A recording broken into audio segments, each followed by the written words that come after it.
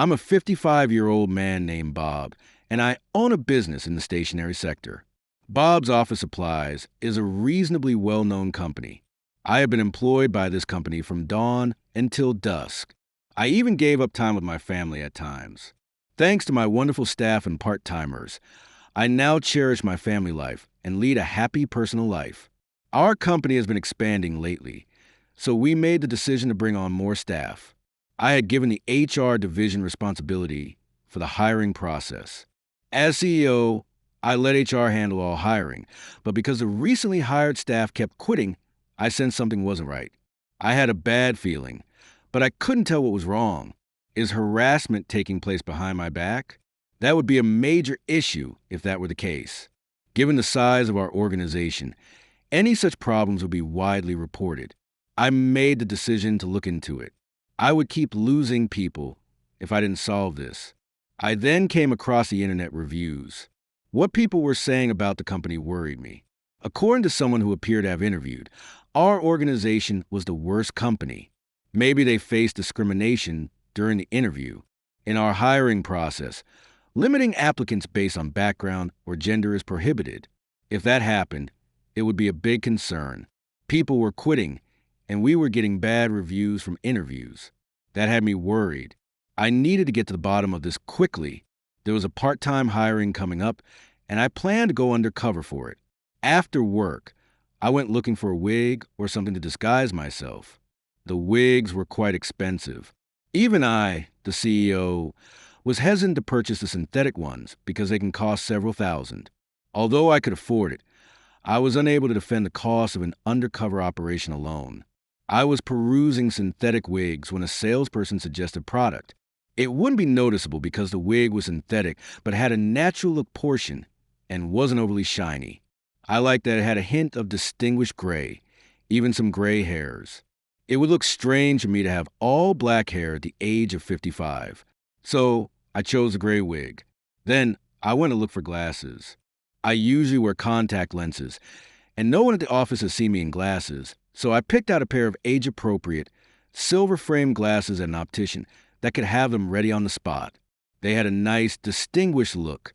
At home, I dug out an old suit that I got from my dad. It was quite worn out. The design was outdated, and nobody wore that style anymore. I took the suit to a dry cleaner. When the suit came back, I tried it on with a wig and glasses. Along with the old, unfashionable gear, I looked like the epitome of an unfashionable, middle-aged guy. In this getup, no one would recognize me. Under the distinguished gray wig, my head was shaved, which got a bit stuffy. I started losing my hair in my 30s and have been bald since. I wanted to be a distinguished, gray-haired gentleman, but my hair was gone before that could happen. For the part-time job interview, I came up with a fake name. Let's see, what should my name be? I couldn't be bothered to think too much. I'll just use my brother's name. All right, I'm Lucas. Choosing a name was a hassle, so I borrowed my brother's name, Lucas. I always say ideas are important in the company, but coming up with a fancy name for undercover work was just too much trouble. I thought about names like John or James, but they didn't feel right. So, as Lucas, I was going to a part-time job interview. About 10 people would be hired this time. They were expected to be placed in sales, administration, accounting, and general affairs at the headquarters. I wrote that I was applying for sales administration on my fake resume. I was honest about my education. I only graduated from high school. My family was poor, so I couldn't afford college and went into manufacturing right after high school. Then I started Bob's Office Supplies and have been working as its CEO. No one knew my educational background, and I doubted it would come out here. When I entered the company, the receptionist came to ask my business. "I'm here for the interview," I said, changing my voice to avoid being recognized as a CEO. The receptionist didn't seem to recognize me. Good so far. I took my pass, hung it around my neck, and went to the designated conference room on the third floor. Chairs were lined up there, and one woman was sitting. She looked to be about 25. I wonder if it's just me and this lady for today's interview. Then HR's Mike came in. Mike didn't have the best reputation. He was a senior in HR, but was known to be harsh with the younger staff. It wasn't bad enough to be considered harassment, so I couldn't really reprimand him. I had once warned him, don't be too intimidating. He had insisted, sticking to his guns. I didn't do anything like that. If he hadn't done anything, I couldn't punish him, so I haven't been able to warn him again since. But it would be a big problem if Mike was being arrogant during interviews. I couldn't imagine he would do that. Then again, it might be possible. After all, the people coming in for interviews were trashing us in the reviews. I started to feel more nervous, noticing my hands were sweaty. The woman next to me looked pale. Perhaps she was nervous too. I began to worry more about her. Mike told us to come in, so the woman and I entered the conference room. Please have a seat. Thank you, Mike said. So we sat down. The woman was fidgety and seemed restless. She must have been very nervous. Watching her, I couldn't help but feel sorry for her. Let's start the interview. Could you please submit your resumes first? Yes, here you go. Here is mine. Please take it. All good. He doesn't seem to recognize me. I handed him my resume and returned to my seat. All right, we have Catherine and Lucas. Okay, let's start the interview. I see I'm all right. And so the interview began. The woman next to me, Catherine, seemed to be shaking now. She must have been really nervous. Mike was looking intently at me.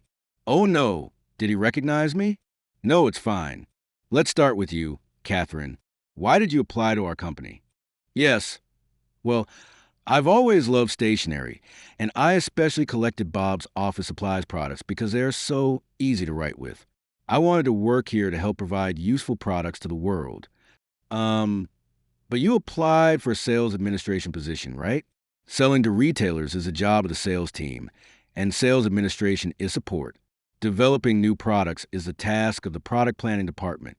It's not really sales administration. Sending out products useful to the world? Did you even seriously consider your motivation for applying? It seems like you're just making this up. I'm sorry. I just want to be helpful to Bob's office supplies. Right. By the way, your resume says you dropped out of college. Why is that? It's embarrassing, but I stopped attending and eventually dropped out. I couldn't keep taking time off. You don't feel ashamed for dropping out? Nowadays, it's pretty bad not to at least graduate from college. It's bold of you to bring such an embarrassing resume here. And the area you live in, well, no offense, but it's known for being rough, right? This downtown area.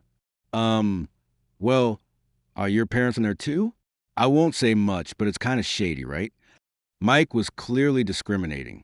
He didn't say it outright, but he was insinuating it. I was shocked. I hadn't expected this kind of behavior during recruitment. No wonder people wrote such scathing reviews. The interviewees must have felt deeply hurt and frustrated.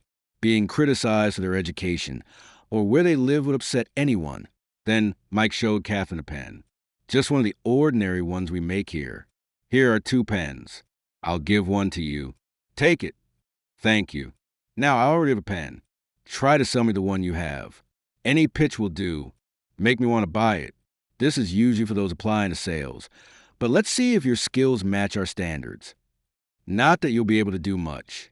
Well, go ahead, sell it to me. You may use any sales pitch you like. This pen is similar to the one you have, but it's actually a bit different. It writes more smoothly and is easier on your fingers. So what?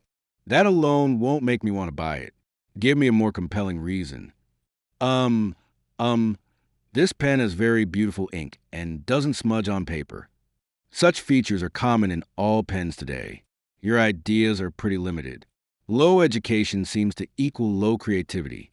I doubt you can handle the job here. Even in sales administration, there's a lot to do. I don't think you're capable.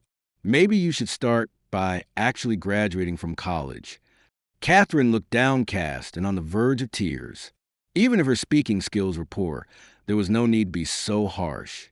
What Mike was doing seemed less like an interview and more like harassment. Anyone treated this badly would want to write a negative review. I certainly would feel the same. Then Mike intently read my resume and smirked creepily. The grin was so eerie that I felt shivers. Mike looked at me and said, "A high school diploma? Really? In this day and age?" Well, I grew up in a family that couldn't afford college, so I only have a high school diploma. Is there a problem with that? It's not just a problem, it's a huge one. Honestly, you're the first high school graduate I've met. It's like meeting an alien. Oh no. And you, at 55, applying for a part time job? That's embarrassing, isn't it? What about your family? Well, I have a wife and grown children. To think someone married you. She must have peculiar tastes. Oh, looks like you don't have much money either.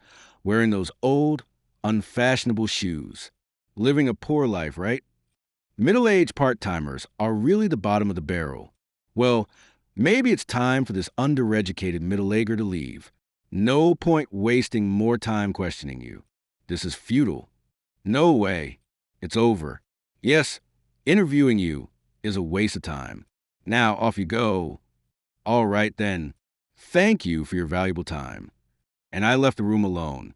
Mike, still unaware of my true identity, was laughing foolishly. Well, he can laugh all he wants for now. He will be sent to hell sooner or later. The next day, Mike started talking about the interview from the previous day, as I had asked him to report on the part-time hiring. He laughed. Only the undereducated showed up. I almost burst out laughing at the combination of a college dropout woman and a high school educated middle-aged man. Never thought we'd attract such bottom feeders. The woman looked like she was about to cry. And the man, well, his shoes were so worn and tacky. It's amazing they even applied to our company. They really don't know their place. Well, I think you're the one who doesn't know your place. What were you talking about? All of a sudden, Mike looked confused, not understanding what I was saying. So I thought I'd explain it to him nicely. I wonder what his face would look like when I told him everything about yesterday. I'm being rather mean, aren't I? Yet I couldn't suppress my smirk. Actually, that was me. Wait, what do you mean? I'd attended the interview undercover yesterday. You were quite rude to me, talking about high school graduates and such. Except for my name and address, everything was real. I really am a high school graduate. Well, now I clearly see you've been looking down on me for being a high school grad. Yes, very clear indeed. Wait, I was looking down on you. Really? But didn't you say yesterday that meeting a high school grad was as rare as encountering an alien? You don't look down on me, but you did on Lucas. Is it because I'm the CO? No, well, that is... Changing how you treat people based on their status is the worst. You may think it's okay to grumble in front of me, but that's not how it works. You have to be fair to everyone. You're in HR, right? Isn't it your job to care about employees, think about their benefits, and make the company a better place to work? And you're in charge of hiring too. HR is the face of the company. Yes, exactly. You might not be the star like the sales department, but HR is what people see first. These visitors could become employees or part-timers. So, you need to realize that HR represents the company. If not, it damages our corporate image. Yes, you're right. And what about your behavior towards Catherine yesterday? Do you think it's okay to say such awful things to her? Such discriminatory remarks are unacceptable. Because of what seems to be your conduct, we've been getting bad reviews online. You've tarnished our corporate image. I'm sorry, Mike. You're being demoted. You've worked hard as a head of HR, but that ends now. No, please wait. Don't do this. He stammered in panic, probably fearing the pay cut that comes with a demotion. But that's not enough. He needs a harsher punishment. I decided to transfer Mike to a branch in the countryside. What's the rush? It's not over yet. What you did requires a fitting punishment. How about you head to rural Nebraska? Nebraska? That backwater? Yes, please work at that branch. We recently had a resignation there, and they are short-staffed. Please, no. I have a young child in elementary school. Just started at a private school. I can't just move to Nebraska. I feel bad about transferring my child from a private elementary school to a public school. And what about my home mortgage? What am I supposed to do about the house we bought 5 years ago? Well, that's something for you and your wife to discuss and resolve. Please don't say such irresponsible things. It's unfortunate for his child. But if we consider such things, no business owner could ever transfer employees. He chose to buy his house. So it's not my place to be burdened with his decisions. Whether Mike gets an earful from his wife is not my concern. They need to sort out themselves. I knew from Mike's posting that his wife works in research. She's employed by a multinational company, earning more than Mike. I've got a good wife, Mike had said, but considering her husband's behavior at work and subsequent demotion, she might not want him anymore. Continued separation might lead to divorce, but she'd manage with her income. I don't know what she saw in Mike, but he must have sweet-talked her at some point. Mike ended up going to Nebraska. As expected, his wife and child chose not to follow, considering the child's school and her job. I heard their marriage turned sour. Apparently, her father was a college dropout. Because of this, he faced many challenges in society. He encountered discrimination, but he used that frustration as motivation to work hard. He didn't want his daughter to experience the same struggles. So, he diligently saved for her education. He worked tirelessly to afford her college and graduate school. She believed she could graduate from college and graduate school in science thanks to her father's efforts. So, she lost patience with Mike, her husband, who ridiculed people with less education, just like her father. In essence, Mike probably looked down on his father-in-law in his heart. Everyone has the urge to compare themselves to others, but expressing it through words or actions is problematic. Mike likely never imagined his workplace issues could lead to a family crisis, but this should be a time for him to reflect on his life. He should learn that the world is full of people with various circumstances. Afterward, I hired Catherine. She seemed timid and somewhat unreliable, but her motivation was strong. She was 24 years old and had been living as a part-time worker ever since she dropped out of college. She told me that she wanted to join Bob's Stationery and become a full-time employee someday.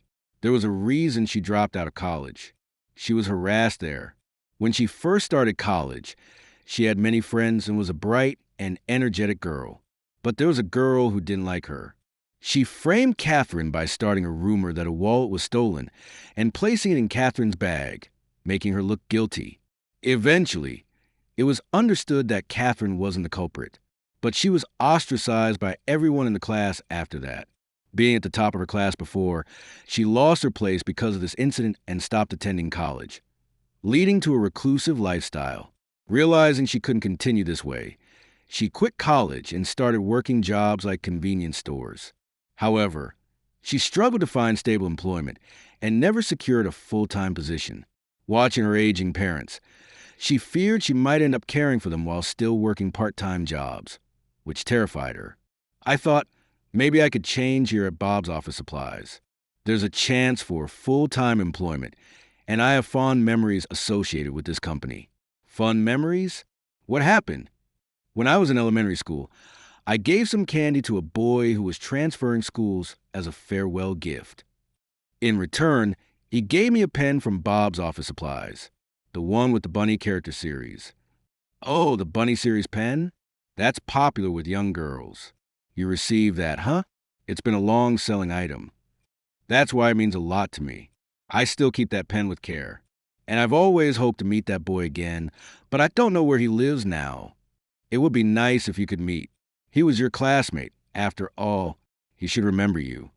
Catherine must have had a crush on that boy. I thought that must have been her first love. The boy who gave her our pen must have liked her too. He was such a cute boy to give her a bunny pattern pen, which girls seemed to like. Then one day, a sales employee named Oliver returned from UK. He had been working in our UK branch. Our company is actually well known abroad, especially in the UK, as Bob Stationery. The quality of pencils in the UK isn't great, and the color is faint. Initially, I wondered if they didn't have HB pencils or the like in the UK, but every pencil I bought seemed to have faint color. Then, when I rubbed the words I wrote with a pencil to delete them with an eraser, the paper tore. Thinking this wouldn't do, I decided to spread the word about America's excellent stationery in the UK. Interestingly, foreign-made ballpoint pens often run out of ink quickly. Now, American stationery is quite popular abroad, bought by tourists as souvenirs because of its quality and design, with many cute and stylish options that foreigners love. Oliver, who worked a year at Bob's Stationery in the UK, brought back lots of souvenirs, including sweet chocolates and cookies. Here, here, these are from the UK. My suitcase was bursting. Please help yourselves. Thank you. I will enjoy these later. Of course, go ahead. Oh, is she new here? Yes, this is Catherine, who's joined us as a part-time administrative assistant. Catherine, you say? Do you know her? Of course. We were classmates in elementary school. I transferred out, though. So, you were Catherine's classmate, Oliver? I never thought we'd meet here. Me neither, Catherine. It's been so long. How have you been? Well, a lot has happened, but I'm managing. Got it. Looking forward to working together. Sure. What an unexpected and emotional reunion. The boy Catherine spoke of, the one who had transferred schools, was Oliver. Oliver, giving her a pen from Bob's office supplies back in elementary school. How sweet. Catherine and Oliver worked well together at the office, finding good synergy in their tasks. Although Catherine had never done office work before, her intelligence allowed her to quickly grasp and master the tasks she was taught. The senior employee in the administrative department was impressed by her work. Oliver found it helpful how meticulously Catherine handled the tasks he assigned to her. They seemed to be getting along well. I have to attend the sales department meeting. It's held once a week, and each time we report on the sales figures. Oliver seemed more enthusiastic than before, which led to some teasing from other employees. Got a girlfriend or something?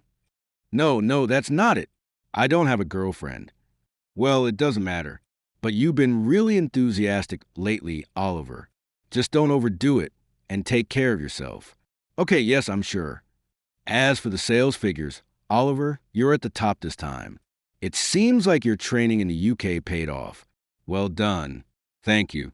I really felt the importance of identifying new needs there. I plan to work with the planning department to promote better products. We're looking forward to it. Then, I thought Oliver's enthusiasm might be largely due to Catherine's influence.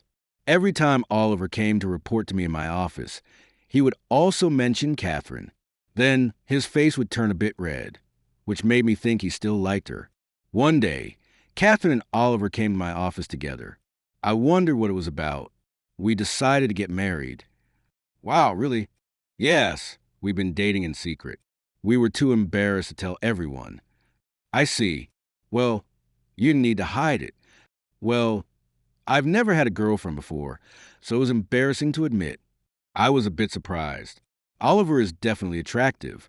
In fact, he's quite handsome. I had assumed he'd been popular with women and gotten a lot of attention, so finding out he didn't have a girlfriend was unexpected. But maybe he was just shy.